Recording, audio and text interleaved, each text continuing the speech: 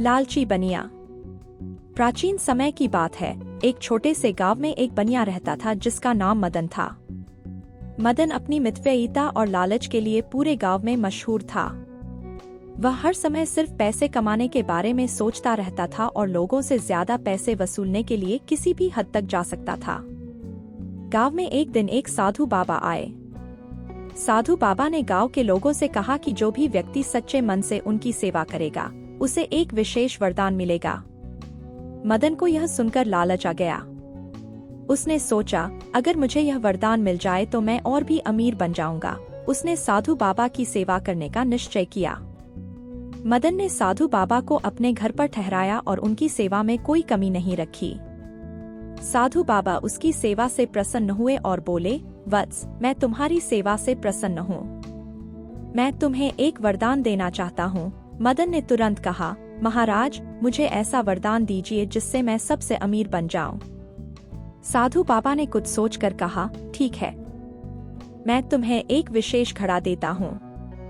इस घड़े में तुम जो भी डालोगे वह सोने में बदल जाएगा। लेकिन याद रखना, इस घड़े में सिर्फ वही चीजें डालना जो तुम्हारे लिए महत्वपूर्ण नहीं है। मदन बहुत खुश हुआ और साधु बाबा को धन्यवाद देकर विदा किया। मदन ने अपने घर लौटकर घड़े में छोटी मोटी चीजें डालनी शुरू की। देखते ही देखते वे चीजें सोने में बदल गईं। मदन की खुशी का ठिकाना नहीं रहा। उसने और भी चीजें डालनी शुरू कर दीं। जल्दी ही उसके पास ढेर सारा सोना हो गया। परंतु लालच ने उसकी सोचने समझने की शक्ति को कम कर दिया। अब वह चाहता था कि उसके पास और भी सोना हो। एक दिन उसने अपने घर की सभी बहुमूल्य वस्तुएं घड़े में डाल दीं। लेकिन फिर भी उसका मन नहीं भरा। उसने अपने परिवार की वस्तुएं भी डालनी शुरू कर दीं। अंततः उसने अपने परिवार के सदस्यों को भी घड़े में डालने का निश्चय किया।